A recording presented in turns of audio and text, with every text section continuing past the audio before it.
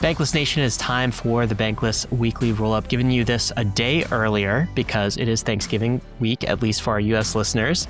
And today I am thankful to be joined by Anthony Sassano. He is fresh back from DevConnect.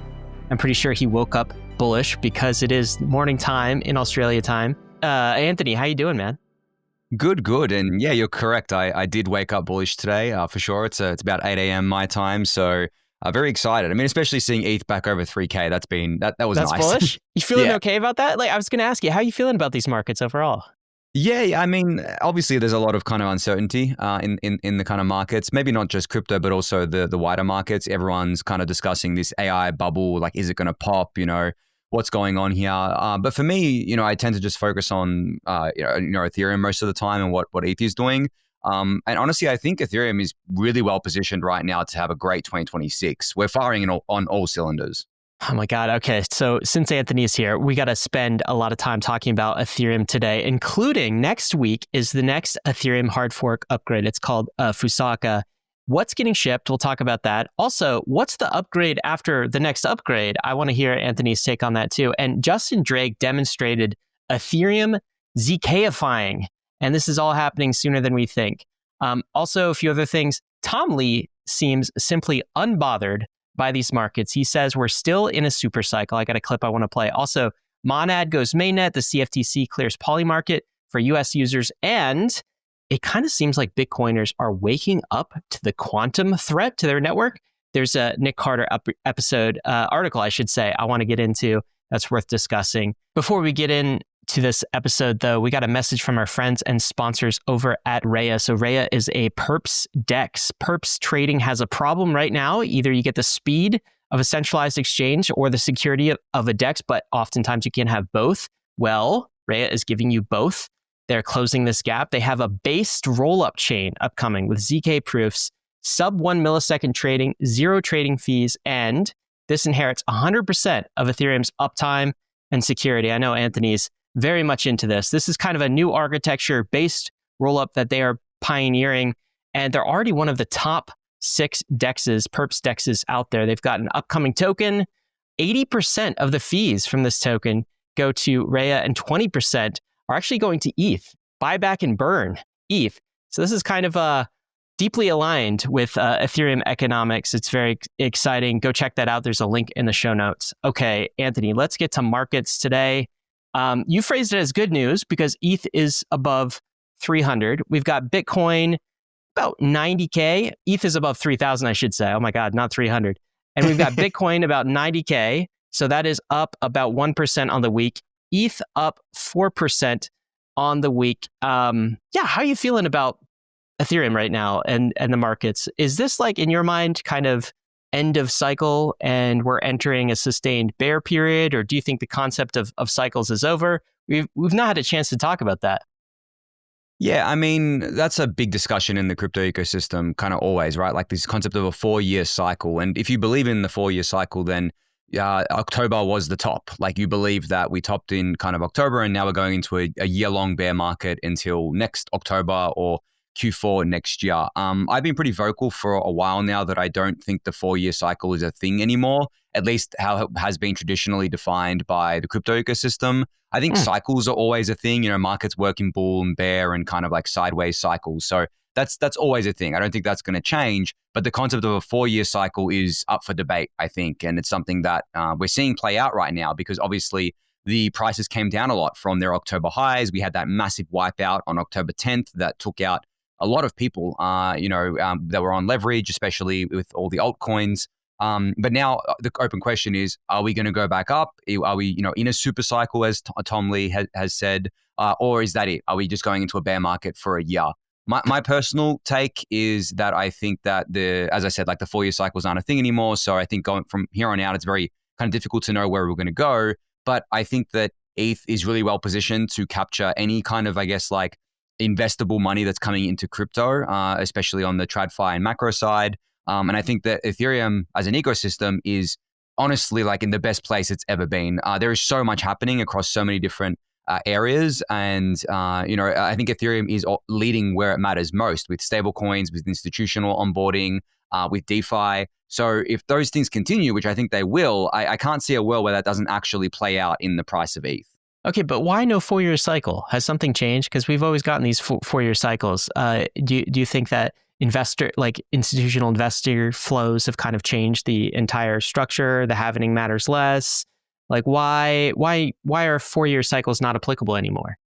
Yeah, so it depends on how you define this, because there is actually disagreements around how to define this in crypto. Some people kind of measure 4-year cycles from top to top. So, the cycle top of BTC at 125K, if that was the top, right, to the next top, or from like 70K to 125K over cycle. And some people will measure it from bottom to bottom. I think bottom to bottom is the one that traders like to measure it from. Right. So that, I guess, seems to be the canonical way of doing it. But then you have a lot of crypto natives who say, well, the 4-year cycle is only a thing if we follow a defined pattern of BTC goes up, ETH goes up, and then altcoins go up, and then everything crashes and we go into a bear market. That's right. We haven't seen that at all. No, it didn't happen this time. It's been weird. No. And I think what we saw BTC go to all-time high before the halvening, which has never happened before. And that's another thing people look at to, define the 4-year cycle by. We saw BTC, if you look at its price action on a chart, you can see it's behaved very differently to what it has in previous cycles. It's a lot less volatile, actually, compared to previous cycles. And it seems to be following a step-up architecture where it'll go sideways, step up, sideways, step up, rather than go up really, really quick and then come down, just as quick, so kind of thing, like a Christmas tree. That hasn't happened really. And obviously we have new sets of buyers with ETF buyers, with DATs and things like that, which has changed the landscape of things. But if you actually look at how, I guess, if you want to call it a cycle from the 2022 bottom to today has played out, we didn't get an alt season as it's defined. Bitcoin dominance didn't really crater like it has in previous cycles. And all of the, I guess, speculative energy that was left went into meme coins. But that was a very quick in and out thing. A lot of people got wrecked on meme coins. And I think that retail investors just aren't really here anymore in crypto. They've gone elsewhere. So if you take all that together, I just don't think that the 4-year cycle, no matter how you define it, has really played out at all at this time. And that's why I believe that it's kind of dead. And I think the last thing I'll say is that it's kind of a red herring as well, because if you actually look at the liquidity cycle versus, I guess, the crypto cycles, they have matched up historically, where essentially when rates go lower, crypto goes up, because there's more money in the system, more liquidity in the system, and vice versa there. But this time around, we've actually been pumping into an environment where the rates are still very high, relatively, I should say, compared to where they were. And if we're going into an easing cycle now, because I saw yesterday the chances of a rate cut in December actually spiked up to 80%. If we're going into an easing cycle, then how does, if that's how the 4-year cycle is traditionally played out based on liquidity cycles, then it stands to reason that crypto should go up, right, during that, along with other markets as well. So if you take that as, I guess, the truth or kind of the reality, then I just don't see how you can justify a 4-year cycle still being a thing. Somebody who agrees with you, Anthony, is Sir Tom Lee. Okay, this is the Strategic ETH Reserve reporting that BitMine added 200 million ETH to its balance sheet. That is Tom Lee's a digital asset treasury holding company for Ethereum. So now BitMine owns 3% of total ETH supply. It's been incredible how fast Tom Lee has gotten to this. Actually, somebody asked Tom in an interview about his Ethereum price predictions. He talks about the supercycle. I'm just going to play this clip. We made a 60K call on ETH. But right now, the market seems to be thinking about things differently. We've seen it pull back, ETH pull back under 3K. Personally, I think it's a great entry point. Why do you think this disconnects for something that is so obvious to you, pretty obvious to me? Why are we trading as we're trading right now with Ethereum? Ethereum and Bitcoin are public tokens. And so their price isn't going to be purely anchored on fundamentals. They're going to be reflecting investors' perceptions, because both Bitcoin and Ethereum are not mature platforms. Their best utility and growth and innovation are in the years ahead, right? So we're 10 years in, but there's more growth in the future. The percentage of market share of crypto of total assets is so small that we know that mathematically that's true. Whenever when you have something that has a hyper growth on ramp and you're discounting the future, it's going to be very volatile. So does Ethereum's price going from 4,800 to 2,800, I mean, that is a staggering decline. but that probably is a minor change in 2030 fundamentals that is being priced and repriced by investors. And that's why there's hyper volatility. It's one reason why BitMine ended up engaging Tom DeMark as a strategic advisor, because he is the king of sort of price discovery. He is the father of systematic timing. And in our conversations, when he looks at Ethereum, he sees what looks like engineered or systematic liquidation taking place. So there is someone that is in crypto, we know it's market makers play a big role, but there is someone that is probably capital constrained and is therefore bleeding or having to sell reflexively as price falls. That process is painful, but in his sort of rough timing range, his downside target, and we talked about this a few weeks ago, was 2,500 for ETH. So I think we're so close to that. It would be ideal actually for us to actually bleed to that level, because then that is creating what he calls a buy setup. A bottom in prices for him is when the last seller has sold, so that a stock or crypto no longer falls on bad news. So Anthony, he's talking about maybe someone was carried out on a stretcher on October 10th, and some of that is unwinding as well. But overall, he thinks Ethereum is still in its super cycle.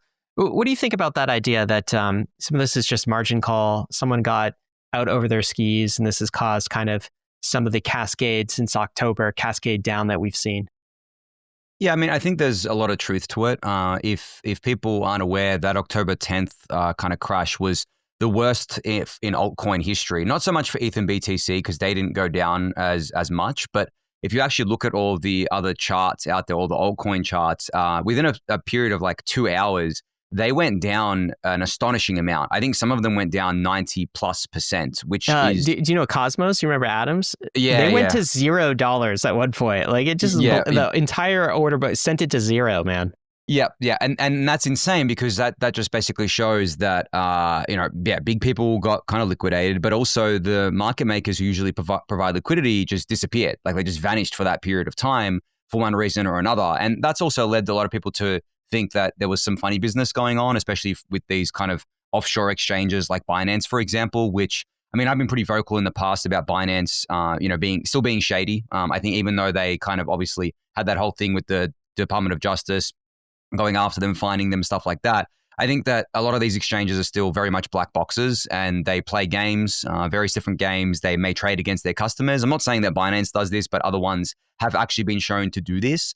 So if you're in that environment of like, obviously hyper speculative, hyper volatile assets, coupled with these shenanigans going on, coupled with the fact that this is a 24/7 market and it trades on weekends, it trades when most people are asleep. So there's more kind of, I guess, like stuff that can go on there. Then yeah, it stands to reason that like some big players blew up on October 10th. They need to cover debts that they may have. And ETH and BTC are the most liquid, assets by far. So if you have debts in other, if you blew up on altcoins and you have debts now you have to pay, but you still have ETH and BTC, you're probably going to sell those off to pay those debts because even if you've got like these altcoins, the liquidity there is just very, very small if you're a big player. So you're not going to be able to sell those things. You may, we've seen them decline too. So you may be selling those things, but you won't get the same amount of money as you would for your ETH and BTC. So I do agree that there's some kind of systematic stuff playing out. But yeah, these markets are so big now that it's really hard to kind of pinpoint where that is in the system. But you can see from the price action that it does seem like a very kind of, I guess the sell-off seems very unorderly, I guess you could say, where it feels like someone has been forced to sell a lot of these assets, or someone's has been forced to sell a lot of these assets. Well, some people are saying that actually entities like Tom Lee, BitMine, DATs are to blame. Here's a tweet I read. This is all over my timeline this week. DATs are terrible. They're basically turned decentralized, pristine assets like Bitcoin and Ether into VC bundled scams with overhang. Even worse for alts. There's another take from Rand Nooner. Ignore the source here, but basically, his take was that the crash on October 10th can also be linked to a decision by the MCI indice. This is the world's second biggest index company. And of course, kind of the free money print for MicroStrategy has always been, well, if you can get included in some of these big stock equity indices, like eventually the S&P 500, then you become de facto a part of every investor's portfolio who buys an indice, right? And so the MCI is kind of questioning whether these crypto DAT companies should be included in indices at all. There's another decision being made, but one of those decisions was on October 10th to actually not include some of these DAT companies at the time. Hasib has a counter take to all of this, and he says it's actually wrong. Like, blaming DATs is kind of silly. They're not levered up. He says, to the extent that DATs start doing buybacks, they're selling tokens they were originally buyers of in the first place, right? Buying and later selling the same asset is nothing. It just undoes the original buy. This means that DATs on a whole are not net selling pressure. It's net nothing, even if they completely unwind, which they won't. Likely they stop once they return to 1x MNAV and maybe return cash. You think there's any ticking time bombs here with some of these DATs, or do you think this is FUD? I mean, I think we've seen DATs of assets other than ETH and BTC, which look kind of dodgy to me. And they really do look like, I guess, like some of these, financially engineered products that only exist to enrich insiders. So I think there is an argument to be made there. I do kind of disagree with Hasib here that like it's kind of a net zero kind of thing if DATs buy and then sell, because there's different liquidity at different times in the market, right? There may be lots of liquidity at one point in time and then way less liquidity at another point in time. So your buy and sell will have different impacts on the market. So I don't think it's net zero. I think that's a kind of a naive way to think about markets. I don't agree with that. But like, I do agree with the thing that, with these DATs, especially ETH and BTC ones, the ones that are selling, they're doing it so they can return to 1x MNAV, because they kind of have to do it. Like, as a publicly traded company, they have a fiduciary duty to their investors to make sure the stock doesn't, go down, right? Like, and with these DAT companies, the only way the stock, either stops going down or goes up is if they generate enough money, increase their ETH or BTC per share in order to get back there. And some of these things are also kind of like hunted as well. So there's like hunting the shorts or hunting the longs and playing manipulative games and stuff like that. But yeah, I think when these big crashes happen, everyone looks for a reason as well. And you can look at a million different reasons and try to explain it a million different ways. But you're never going to get to the source. You're never going to get to the truth, because it's really hard especially a 24/7 global market, to kind of pinpoint one thing. There are a lot of things that kind of can come together and create these sorts of stuff. But I always find it funny how people will only look for a million different reasons when things are going down. But when things are going up, like it must be, the market is right. The market, is bullish. Everything's fine. But no one really tends to look for reasons why things are going up. It's more that when it goes down. So when I see that, I just think, okay, well, it's humans being humans. They want reasons for things going down, and that's fine. But yeah, I think if you think too much about it, you end up going crazy, because there's just too much going on. There's too many moving parts to a market. It's very hard to pinpoint the one thing there. But there is truth to some of the things that people say, I think. I largely agree. I think this is a case of maybe narrative following price a little bit. There will be an unwind, but it's not going to be a severe unwind, I don't think. Anthony, next, I want to pick your brain a little bit more on Ethereum, because we've got a big upgrade that is happening. Next week, Fusaka is coming, and we'll talk about the upgrade after that. Also, a big milestone for Ethereum on ZK proving technology. Justin Drake has re-executed Ethereum blocks he's run an Ethereum validator without re-executing all of the blocks. So he's run essentially a verifier. This is part of the Lean Ethereum roadmap.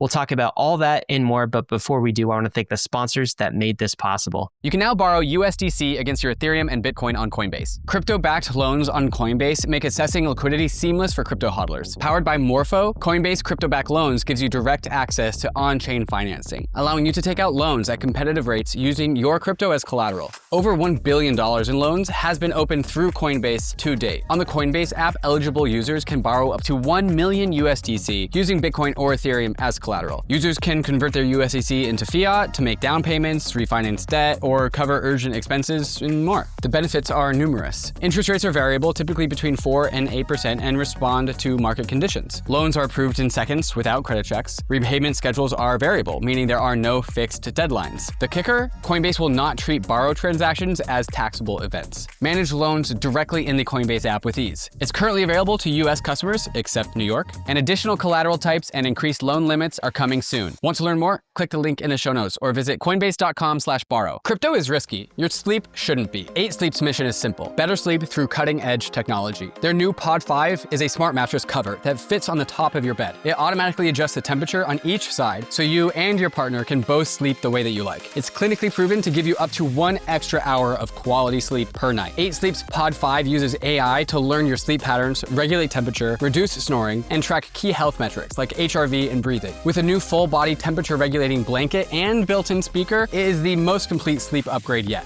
Upgrade your sleep and recovery with 8 Sleep. Use code BANKLESS at 8sleep.com/bankless to get up to $700 off the Pod 5 Ultra during their holiday sale. That's 8sleep.com/bankless. You also get 30 days to try it risk-free. Link in the show notes for more information. Imagine a world where traditional finance meets the power of blockchain seamlessly. That's what MANTLE is pioneering with blockchain for banking, a revolutionary new category at the intersection of TradFi and Web3. At the heart is UR, the world's first money app built fully on-chain. It gives you a Swiss IBAN account, blending fiat currencies like the euro, the Swiss franc, the United States dollar, or the renminbi with crypto, all in one place. Enjoy real-world usability and blockchain's trust and programmability. Transactions post directly to the blockchain, compatible with TradFi rails, and packed with integrated DeFi features. UR transforms MANTLE Network into the ultimate platform for on-chain financial services, unifying payments, trading, and assets like the MI4, the METH protocol, and Functions FBTC. Backed by developer grants, ecosystem incentives, and top distribution through the UR app, reward stations, and Bybit launch pool. For MNT holders, every economic activity in UR drives value back to you, embodying the entire stack and future growth of this super app ecosystem. Follow MANTLE on X at mantle_official for the latest updates on blockchain for banking. That's x.com/mantle_official. All right, Anthony, next week, Fusaka, the upgrade goes live. I think that's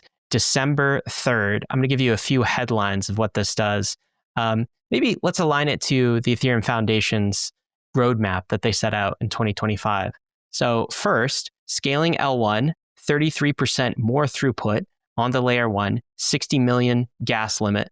In fact, I think we've already achieved this actually, so we'll talk about that. Number 2, we're scaling blobs. So there's now a path to get 20x more capacity with some technology called PeerDAS. That's a headliner. And number 3, we have improved the user experience, including one feature that supports native passkeys. Okay, so your phone's ability to Face ID sign an Ethereum transaction. Can we take those one by one? Because I think those are the main things, but you might have a few others to talk about. Maybe let's start with scaling the L2 and what we're doing with blobs. So this is forkcast.org. It's got the 12 EIPs that were included in this Ethereum upgrade. Let's talk about data availability and throughput and the current blob target. So I'm actually pulling up one of your tweets. This is average blob count per block. I think this is where we are now in terms of block capacity and blob capacity. What does PeerDAS get us, and what does the Fusaka upgrade get us in terms of L2 scalability? Yeah. So the headliner of Fusaka is definitely PeerDAS, which is this massive scalability unlock for blobs. It essentially does, I guess, like you could call it a form of sharding on blobs where the 100% of the network doesn't need to hold 100% of the blobs. So the DAS stands for data availability sampling. So essentially 50% of the blobs only needs to be held by any one kind of node operator. And then you do some complex kind of stuff in the background that I'm definitely not technical enough to understand in order to make sure the data is available still. So it's a really cool technology. It allows for, obviously, as I said, greater scalability, but it's being rolled out gradually. So PeerDAS goes live with Fusaka on December 3rd. It's in the network. It's there. But when we're talking about the actual kind of blob increases, so going from the current target of 6 blobs per block to something higher than that, that actually kicks in what's called blob parameter only forks. So these are things that are baked in with Fusaka that basically, I guess, increase the number of blobs we have on the network gradually so that we can make sure that we aren't, I guess, like overloading the network, which is always obviously a risk when doing these kind of upgrades. So the first blob parameter only, or BPO fork, goes live a week later on December 9th. So this kicks in automatically. There's no need for node operators to upgrade their software or anything. This is already built into the Fusaka upgrade. And this will increase the blob target from 6 to 10. So almost a 2x increase in the amount of capacity for blobs on the network, which For those of you who don't know, layer 2s or rollups on Ethereum use blobs. And so if there's more capacity for blobs, they have more capacity for scale and keeping their fees cheap as well. And then the second BPO fork that's scheduled will go live on January 7th, which increases the blob target from 10 to 14. So over a 2x increase in the span of a month here after Fusaka goes live. Anthony, is it right to call those forks? You're calling these forks, but they do happen in the background. They're not like big version upgrades, right? And like, when are they triggered? I mean, they do change the underlying protocol kind of code. So technically they are a fork. Like I may be wrong on this because the terminology can sometimes get confusing. But they do change a parameter that is in the, I guess like protocol code. So I think it would be accurate to call them a fork. But as I said, it's already built into the Fusaka client. So node operators do not need to upgrade their software again. They've already done it for Fusaka. So that's fine. And this is actually a relatively new thing on the network, so a new concept of doing this. And it was done because the core developers and researchers agreed that it'd be the safest way to upgrade the blobs because we don't want to overload the network. Because if, PeerDAS has a theoretical, I guess, limit, at least the current iteration of PeerDAS, which is called one-dimensional PeerDAS, has a theoretical limit of, I think, 72 blobs per block. So if we were to go straight from 6 to 72, the network would definitely become unstable. We would lose a bunch of node operators because it's just a lot of load to put on the network. So we want to gradually go up from here. And there will be more BPO forks, I think, like scheduled or at least put into the network in 2026, I believe. So yeah, we're doing it kind of gradually here. But these are pretty substantial upgrades, especially because, as you can see from my screenshot, we're almost pretty much at the current target of 6. So we're pretty much at capacity. Right? Yeah. So we've consumed because we just increased it. We just doubled it, right? Earlier this year. Yep. Yeah. We went from 3 to 6 in Pectra. I believe. I think it was 3 to 6. That was in April? Yep. It was in April. So we've basically got straight back up there, which is kind of cool. And it's actually funny, the timing of this too. Like we've gotten to the capacity here, but now we have Fusaka going live with the BPO forks, which have come just in time. So good timing, I think. Yeah. Okay. And is this going to get us? Do you know what this is going to get us in terms of a blob count per block in 2026 with all of these BPOs? So we're going to get to 10, and then the next upgrade, January 7th or so, that gets us another increase, and then we can expect to see some steady increases next year. You said this could go all the way to 72 per block. Is that 72 going to happen next year, or is it more spaced out? Yeah, I mean, it's hard to tell. I think it definitely relies on a lot of the data that we'll get once we do these things. So once we go to 10 and then 14, we'll be able to see if the network has kind of degraded at all, or if there's too much load on the network. And then we can kind of schedule the other ones from there. So I do think it's going to be more of like a touch and go sort of thing rather than we know that we can just do it every month. So let's just do it every month, because we don't know that. We have to, essentially test the waters, especially on, mainnet where we have 100% uptime. And when we want to preserve that, there's this one way of doing that. Because I do think there is a pretty big risk if we were to go to straight to 72, that the network would, potentially go offline or something, would happen like that, because it's just too much load. And also the fact that we're increasing the gas limit as well, which puts even more load on the network. So taking that all together, we definitely need to be safe here.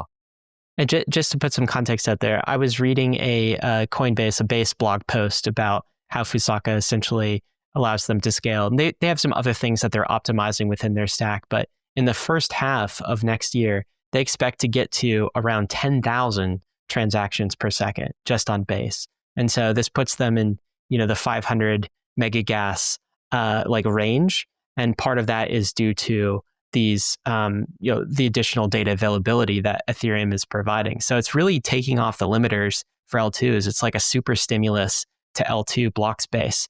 And it's just going to increase from here because PeerDAS is the thing that unleashes this and makes it all scaling. This is not full dank sharding though yet, is it?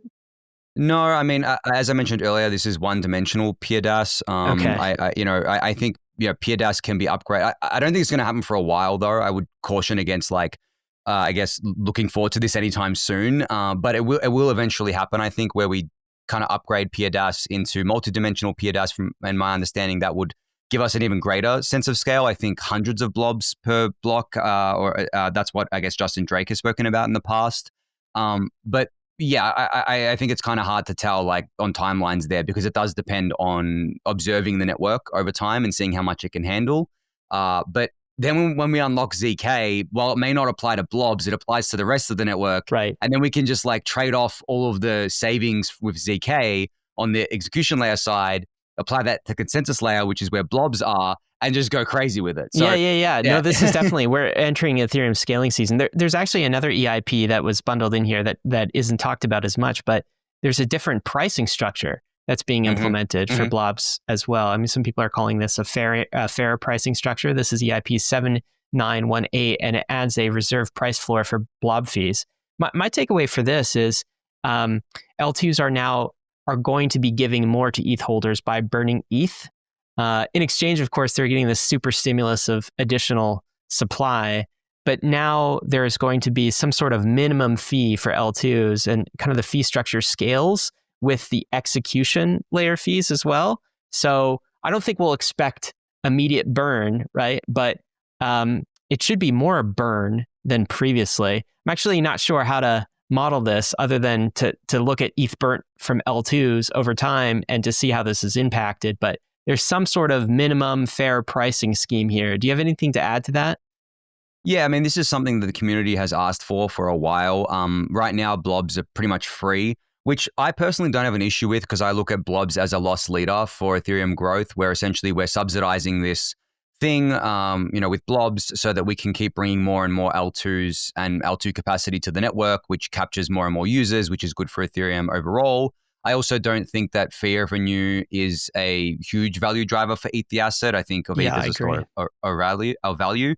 But yeah, with this EIP that you mentioned, essentially what it does is it makes the blob base fee more, I guess, like smoothed out and reactive, and ties it to the execution layer so that we don't have these, I guess, like periods of time where it takes a long time for the base fee to actually increase when blobs are in demand.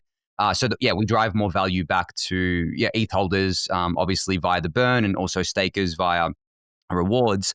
But I don't expect this to be a large kind of, I guess, amount of revenue for quite a while, because of the fact that, as I said, blobs are being positioned as this loss leader for the network, which means that we're going to subsidize them for quite a while, I think.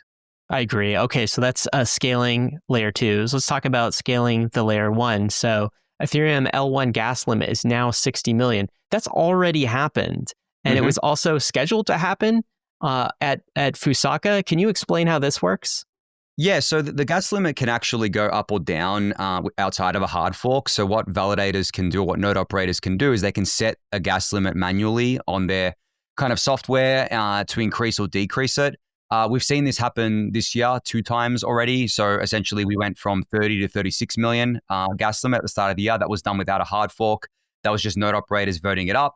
And then we went from 36 to 45 million. Again, same thing. Now we've gone to 60 million before Fusaka went live. For, I guess, like, it's a bit of a different reason here, but with Fusaka, the clients have defaulted to 60 million. So the clients, the software can actually have a default set, and it has to have a default set. You can override that default yourself, as I said, with that manual change. But because the default is now 60 million, everyone who's upgrading their clients to the Fusaka clients ahead of the upgrade on December 3rd is now at 60 million automatically. And that's why we've seen it increase to 60 million before Fusaka. Because yes, you can manually change it, but a lot of people don't do that. It's kind of a social coordination thing. It's difficult to do. But because the default is at 60 million, we're there now. So yeah, it doesn't require a hard fork to do this. And we reached this yesterday, 60 million, which is, for those of you who may not know the, I guess, context around this, the gas limit is Ethereum's block size. So you could say that we've effectively increased the block size of Ethereum by 2x this year, from 30 to 60 million, which has doubled the capacity of the network. So we've scaled the network 2x this year on the, I guess, L1 side. And then L2s, we scaled by more than 2x, but when the first BPO fork goes live on December 9th. So we've done a huge bit of scaling of the network this year on both L1 and L2, which has been awesome to see. That's right. And I don't know if you've looked at transaction fees on the L1, but I've never seen them this cheap. I mean, it's been a long time since I've seen this cheap. So users are feeling that already. And okay, so we have done a 2x this year. We can also further increase that. You've got this in the second half of your tweet, onwards to even greater increases in 2026. let's aim for at least 3x to 180. Maybe translating some of this, Anthony, to TPS would be helpful. Transactions per second would be helpful too. I don't know if we're, with 60 million, we're about 30 to 40 transactions per second. Really depends on the complexity of the transaction. But how do we get another 3x on that next year? Is that through these gas increases from the validators, or is there a path to that you've seen? Yeah, so I think for me, I personally am not a huge fan of measuring things in TPS, because I think when you look at it from a user perspective, all that really matters to them is cheap fees and fast transactions, right? I think that if you, as you mentioned earlier, L1 fees have really never been this cheap, and I guess on a sustainable way, except when Ethereum first came out, right? So it's definitely when it had no users. Exactly. So we have a lot more users, a lot more activity. And the fees just keep coming down because we keep doing these, gas limit increases, while also, offloading some of the load to the L2s as well, right? Rather than on L1 here. So I think that's how I generally view it. And as you mentioned, depending on the complexity of the transactions, we get different TPS numbers. If every transaction was just an ETH transfer, the TPS would be into the hundreds, right? Whereas if every transaction is a really complex DeFi transaction, then it would be maybe 10 TPS or something, just because different transactions use different amounts of gas on the network, which is how we meter things.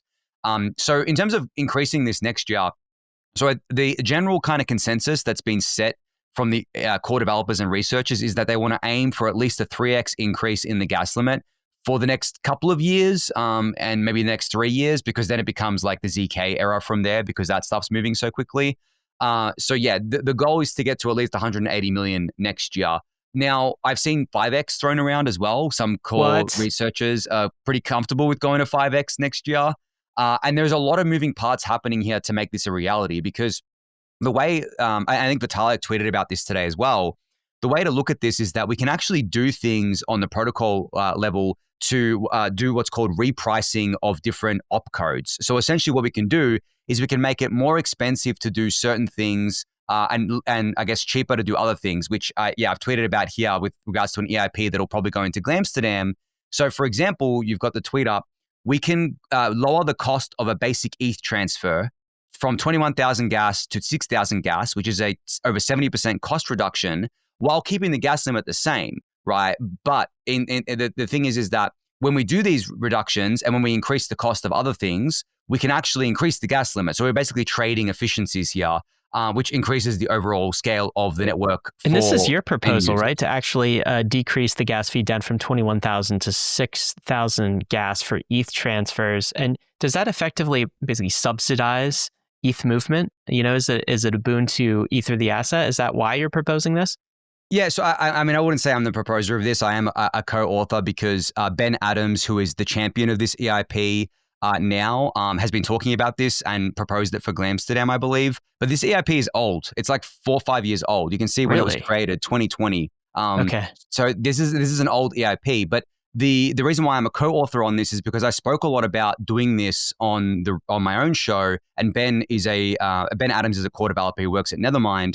He listened to my show a lot and was inspired by it to bring this back. And the reasoning, at least I guess there's 2 major reasons why I think this should be done.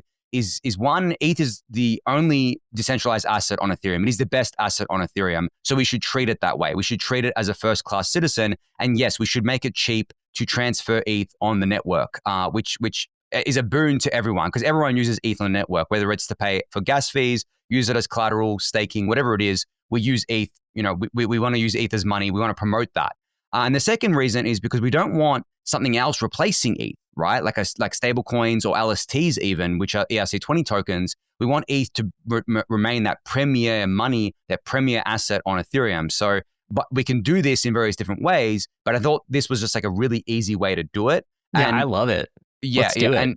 and from my understanding, this is actually something that's going to go into Glamsterdam, which is the next upgrade happening, maybe late Q2, early Q3 next year as a rough estimate. So yeah, it seems like this is actually going to make it into the network, which is really cool.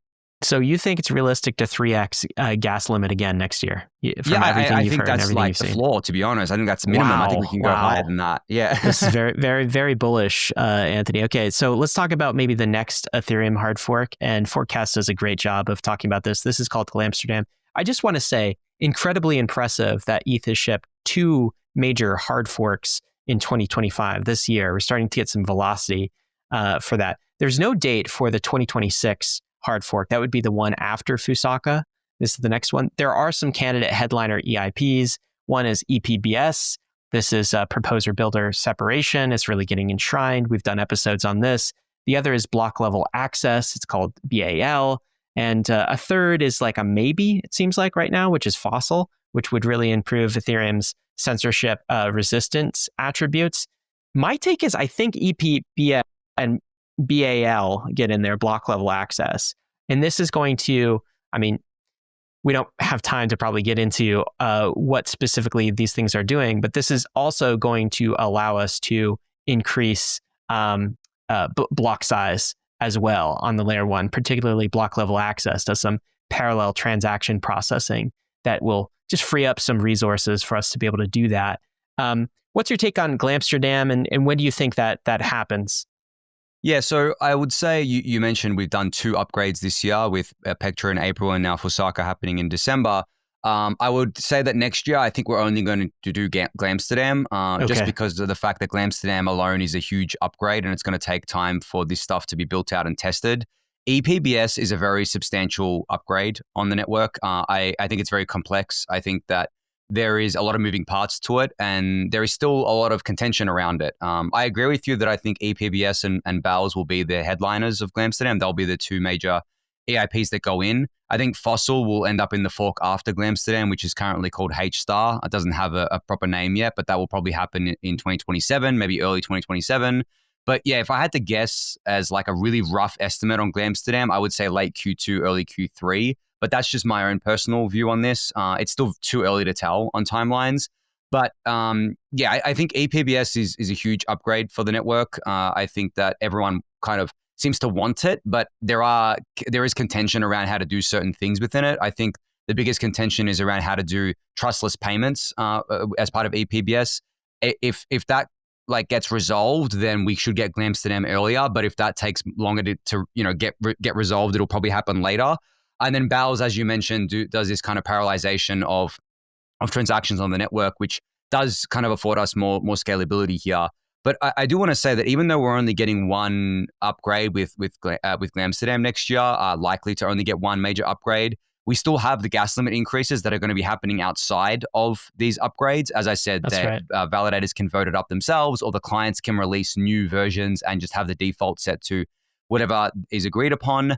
And then we also have the BPO forks. So we do have one on January 7th, but as I mentioned, we're probably going to get others throughout the year to increase blobs. So there's still stuff happening here, not to mention all of the stuff that's happening on the ZK side, which is just even crazier. But yeah, so do you want to talk about that next? I mean, let's talk. Yeah. So something really cool that happened. So Justin Drake came on Bankless a couple weeks ago, talked about lean Ethereum, and one of the things he was going to do by ETH Proof Day, which happened I believe earlier this week or maybe last week, late last week. It was on Saturday at Dev Connect. Yep. Okay, so he was going to run validators. I should call them maybe verifiers that would finalize blocks without re-executing the transaction. So essentially using ZK magic to verify blocks instead of re-executing everything. And of course, this is going to unlock an even faster scalability path for the L1. Justin Drake thinks we can get this to 100x, even 1,000x L1. Mm-hmm. Like I'll convert this to TPS just for some listeners. 10,000 transactions per second, or 1 gigagas per second.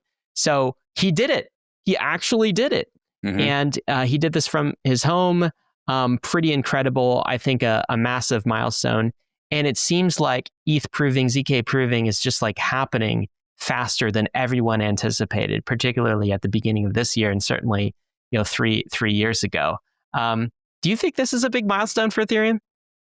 I think, and I maybe caution myself here, but I will say, I think this is one of the biggest milestones in Ethereum's history, what Justin has achieved here in such a short period of time. But not just him, of course, all the teams working on this. So he tweeted out and he said that we can now prove mainnet Ethereum blocks with 2 5090 GPUs. Now, I want to put some context around this. Now, 2 5090s obviously is not, cheap. It's still quite expensive to do this. You know, they're high-end GPUs.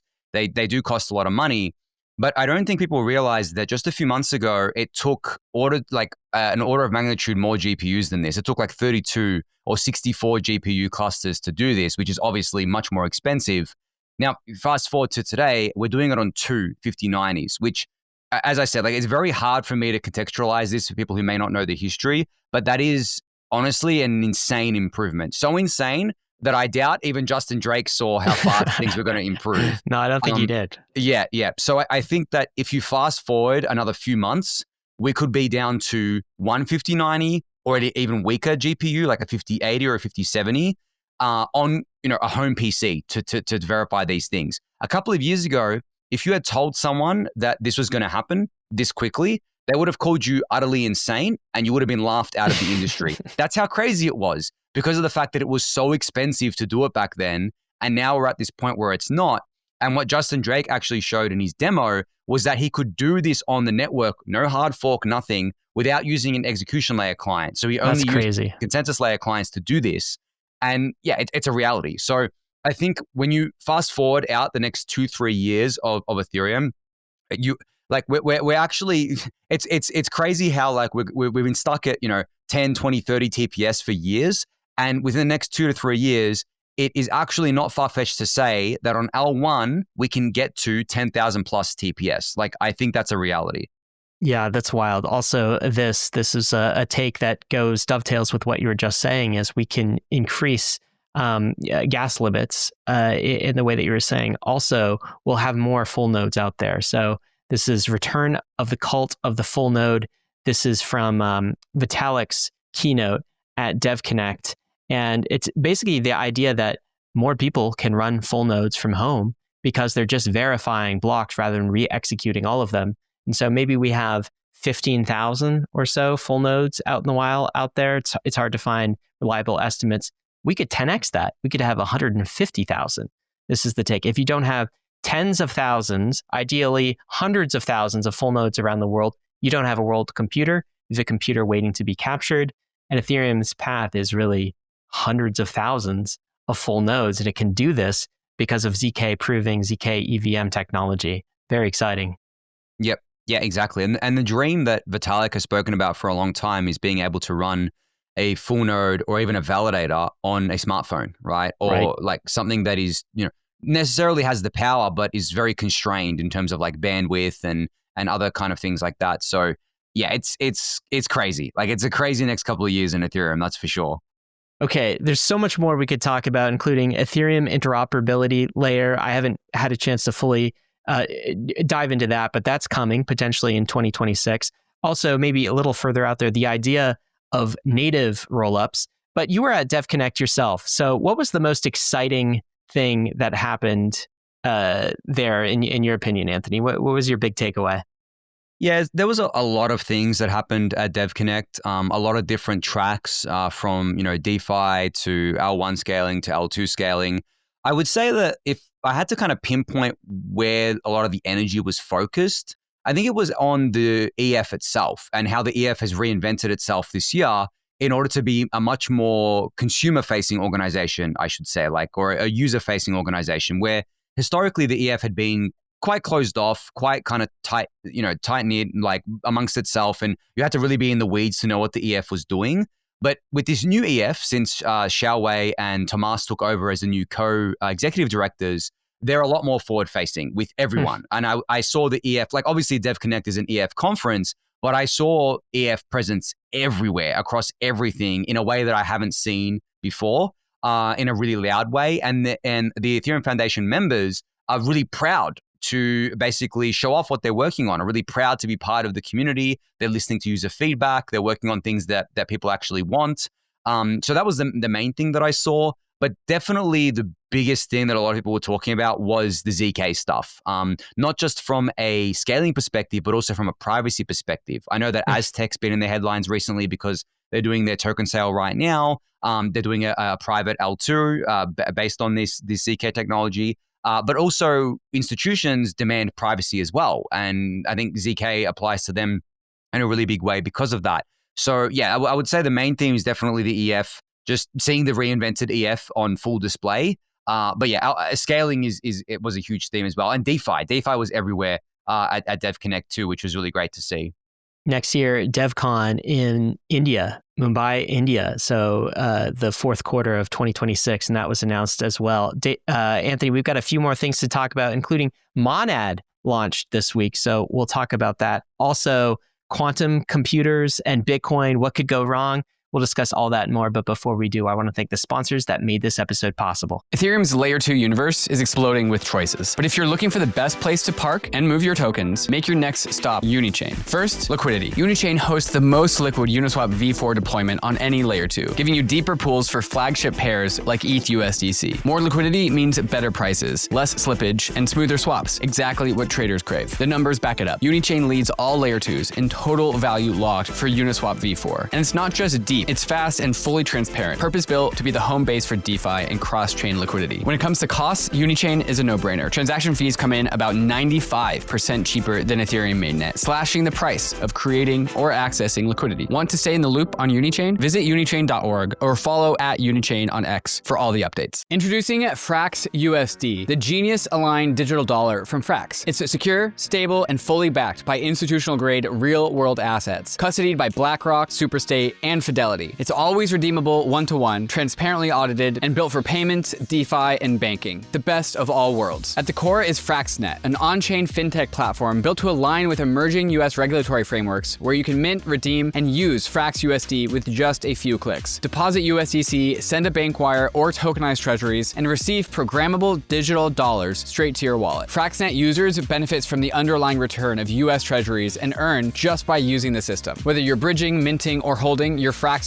works for you. Frax isn't just a protocol, it's a digital nation, powered by the Frax token and governed by its global communities. Join that community and help shape Frax Nation's future by going to frax.com/r/bankless. Frax, designed for the future of compliant digital finance. A high-performance Layer 1 parallel EVM called Monad, it launched this week. I did an episode with Keone late last week. I recorded it. I believe it came out this week.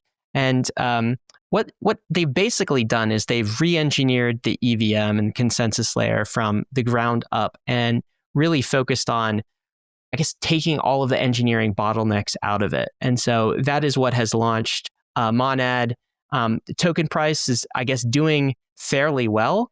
4.6 billion on that.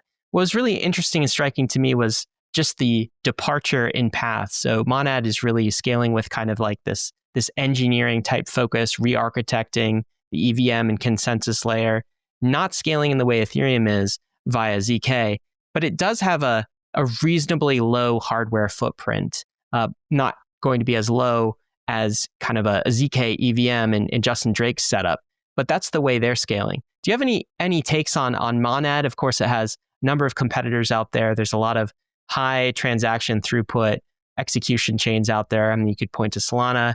You even point to something like Tempo. You could point to L1s like Mega ETH and Rise. What's your overall take on Monad? Yeah, I think I have a general take, maybe not so much on Monad, but like on these chains that are coming out now in 2025.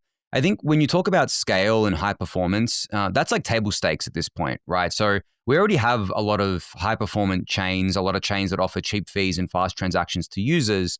So if you're bringing out another one in 2025, I think your differentiator isn't scale anymore. Like no one's kind of going to a chain because you have more scale than another chain now. Because honestly, if you're on an L2 like Base or Arbitrum, the fees are already extremely cheap and it's already fast to do transactions. And it's only getting faster. I mean, we didn't even talk about L2s like Base and Arbitrum. I mean, next year they're going to at least 10x, maybe more. Exactly.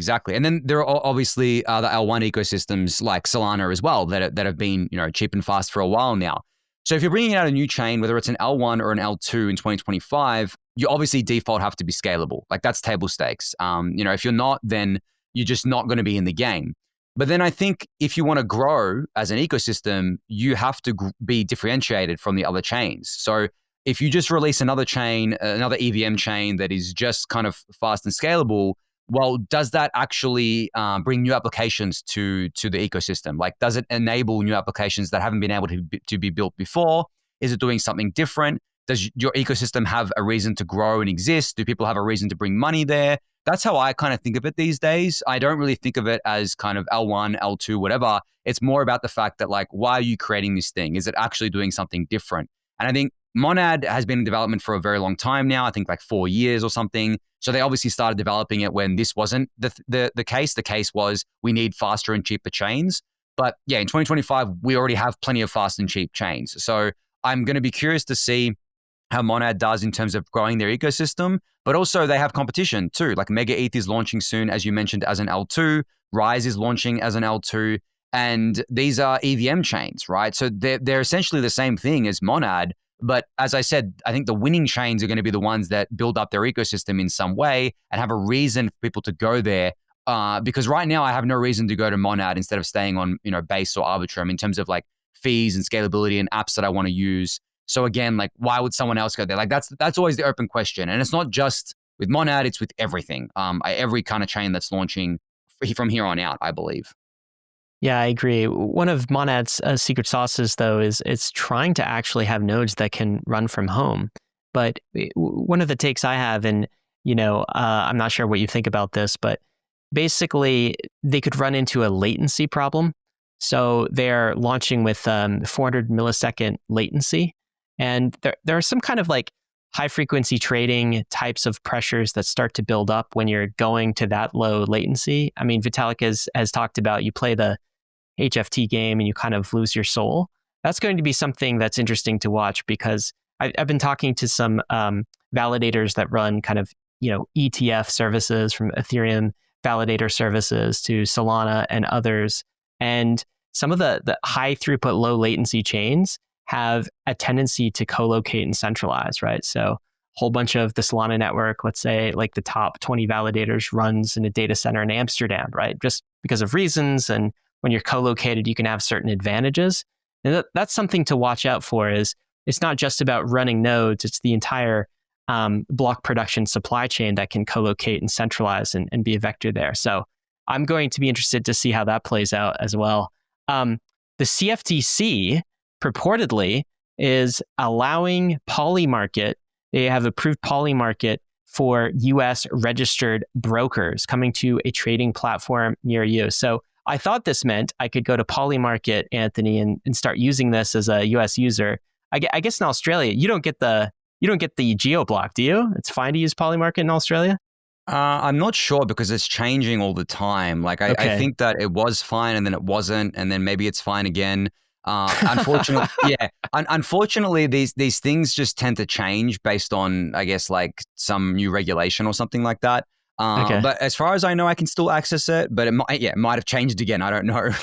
So what is being allowed, what the CFTC just approved, is for Polymarkets to be able to be displayed through brokerages. So a brokerage account like Charles Schwab or Fidelity or something like that is now going to be able to list Polymarket markets.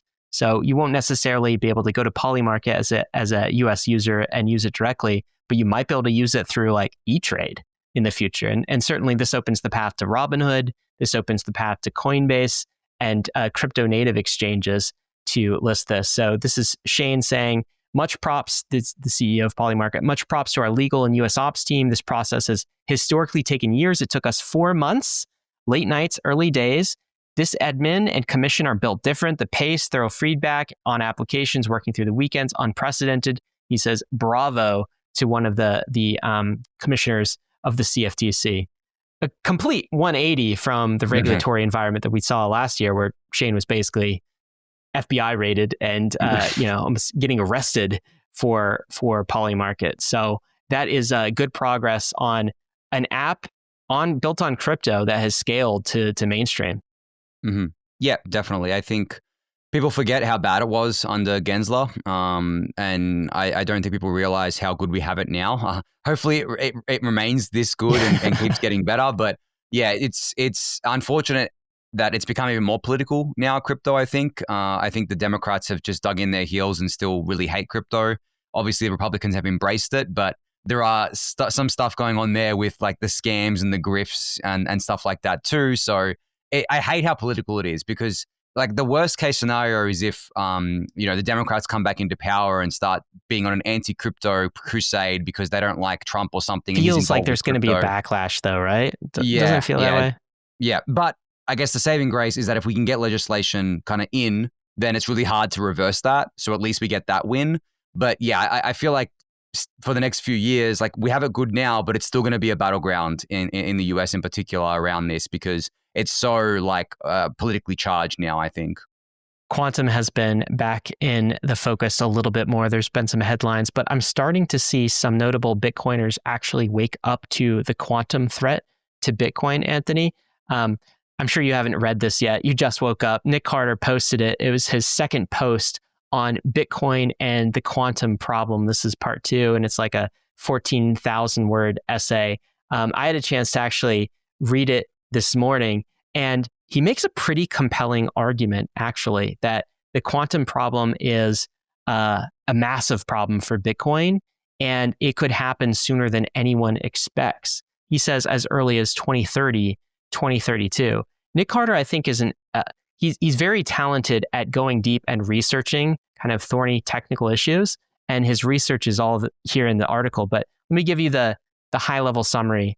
The problem for Bitcoin is quantum can basically break its signatures. And so the worst case scenario, if Bitcoin does not upgrade its cryptography to quantum secure cryptography, up to 1/3 of all Bitcoin supply could be yoinked by a quantum computing attacker. That's like 6 million to 7 million Bitcoin or something like that. That's called a long-range attack. There's also the possibility of short-range attacks if you have a sophisticated enough quantum computer where every transaction that you submit on Bitcoin, that 10-minute or so lag from it getting fully confirmed, you could be at risk of losing your Bitcoin during that 10-minute transaction. So that's like worst-case scenario, and that sounds existential to me. 1/3 of all Bitcoin's a big problem. That's if they do nothing, if they don't upgrade it. If they are able to get their shit together and actually upgrade all of the cryptography to quantum-resistant cryptography, which, to be clear, there's no real plan for right now. But if they are able to do this, there is a path to doing this. It still means almost 1.7 to 2 million Bitcoin, Satoshi's Bitcoin, that essentially has never been touched, that would still be susceptible for a quantum attack. And that's the best case scenario. He walks through this article and he gives 10 reasons that quantum timelines have actually gotten shorter. And a lot of this progress has happened in the last 12 months. It seems like it's just a scaling problem at this point. So error correction has been a big issue for quantum, right? The difference between physical qubits and logical qubits. And there's a lot of technical complexity here, but we figured out some of the error correction around this. Also, funding has massively increased, both privately. And then it seems like we're at the beginning of a kind of a US versus China AI type race towards quantum. So all of that could further accelerate the timeline. In other words, like 2030 is actually possible for quantum, and that could pose a big threat to Bitcoin. Now, I don't want to throw out FUD. I mean, there is a path where they could correct for this, but I feel like Bitcoiners are starting maybe slowly to wake up to this fact. Have you studied this at all, Anthony? What's your take on what quantum is going to do in crypto? I wouldn't say I've studied it too deeply, but for a long time now, I guess two biggest existential risk factors for Bitcoin has been the security budget, which has been covered on Bankless, I think, a number of times, and quantum. And I think for me, I was always focused mostly on the security budget stuff because that seemed more pressing than the quantum stuff, because obviously quantum has been talked about for a while, but people didn't realize how much progress has been made. So they still thought it was decades away. But as you mentioned, it could become a problem as early as 2030 here, which is only a few years away now. But I will say that if you kind of look at the ecosystem as a whole, obviously Bitcoin isn't the only one that's susceptible to this. Ethereum is also susceptible to this. But it's something that the Ethereum ecosystem, and Vitalik in particular, has talked about for a very long time. And Ethereum has a culture of upgrading the chain, right? And has the people that can actually build the fixes if we need them. Whereas I think Bitcoin's biggest issue is that it doesn't have that culture. So in order to fix this, if they want to fix it, they have to go through the entire kind of pipeline of getting this built and then getting it into the network when traditionally Bitcoiners have been very resistant to doing hard forks on the network, because this would require a hard fork in order to change the code so that this could fix Bitcoin. But as you mentioned, Nic also says that the best case scenario is that it's not a full fix. It's, well, there is still 2 million BTC or up to 2 million BTC that could be susceptible to these things. So I'm not, as I said, an expert on this. I'm not sure on the intricate details, but yeah, it's definitely something that I think more and more people need to be focused on. If I had to say, I think that Ethereum could fix this, like the chain could be kind of made quantum resistant relatively easily. But when it comes to Bitcoin, I feel like another civil war is brewing here over this. Like, how do they even come to consensus on what upgrades to do, or what who get to build the upgrades? Because then there's always the question around capture. Like, can someone sneak in and capture the chain in some way? It's just going to be like a really big kind of complex issue. It is. Now, of course, it could take still decades for quantum. I mean, some of the estimates are 2040, 2045, but 2030 or to 2035 are some more recent estimates. And actually, one of the people who's changed his mind is someone we had on the podcast about a year ago talking about quantum. So he's a massive name in this space. His name is Scott Aronson. And he has really changed his tune in the next year. He says this could become a problem as soon as the next presidential election. So he's actually talking about some RSA type of encryption being broken, possibly, in the late 2030s, or sorry, in the late 2020s, which is an incredible departure from even 12 months ago. Actually, Justin Drake gave a part 2 on this, and we asked him questions about how Ethereum is, what the readiness for Ethereum is for quantum. And a few things, we talk about lean Ethereum, which is, consensus execution, the full stack upgrade. All of that is going to use quantum secure algorithms, right? So replacing things, Justin Drake says, replacing things like BLS, that's already planned, BLS signatures with something quantum resistance, that's already planned effectively in the next 5 years of the Ethereum roadmap. And so almost quantum is less of a threat. It's more of a forcing function to just get Ethereum to upgrade to lean Ethereum a little bit sooner. There's also the lost and exposed ETH is just a tiny percentage of supply. It's because Bitcoin, a lot of the Bitcoin submitted actually put the pub key on chain, and Ethereum is not like that. Justin ballparks about 0.1% of ETH supply is actually susceptible to these attacks. So I do think overall, at least according to Justin Drake, who is definitely in the know on this, Ethereum is in a much better place with respect to quantum, though the full stack needs to be upgraded. I mean, if quantum computers happen next year or 2027, the entire industry is screwed. So cross your fingers on that, I guess. Yeah, exactly. It is definitely a threat that's, as I mentioned, like not decades away now. And as you said, like it's become more of a pressing thing, but when it comes to Ethereum, I'm much less worried about it than I am about like other networks, obviously, especially Bitcoin, because Ethereum can, like, if we need to, we can do, I guess, like an emergency fork if we needed to, right?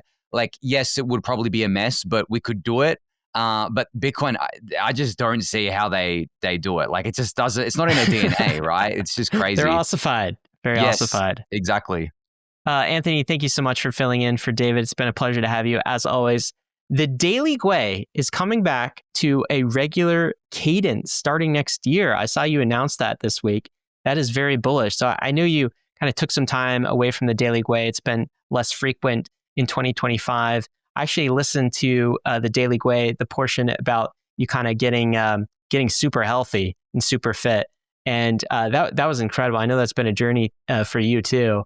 And I mean, it's great to see you doing that. But next year, starting in January, the Daily Gwei, is that going to be on a weekly basis? Yeah. So it's going to go back to a weekly cadence. I mean, as the name implies, it used to be daily quite a while ago. But then I think what happened was I just burnt myself out and I kept burning myself out. It's a crazy industry. So I needed to take a step back, as you mentioned, like take more care of my physical health. And I think I'm in a really good spot now generally to bring back the show on a regular cadence, which, it's going to be weekly. So every Monday, I'm going to aim to get an episode out for people to enjoy and maintain that as long as I can, because I think weekly, I'm not going to burn myself out if I do that. But I don't think I'd be going back to daily, unfortunately. That's awesome, though, and it's going to be great to have that back. So we'll include some links in the show notes. So you can get that on YouTube, Spotify, all the regular channels. Got to let you know, of course, none of this has been financial advice. Crypto is risky. You could lose what you put in, but we are headed west. This is the frontier. It's not for everyone, but we're glad to have you on the Bankless journey. Thanks a lot.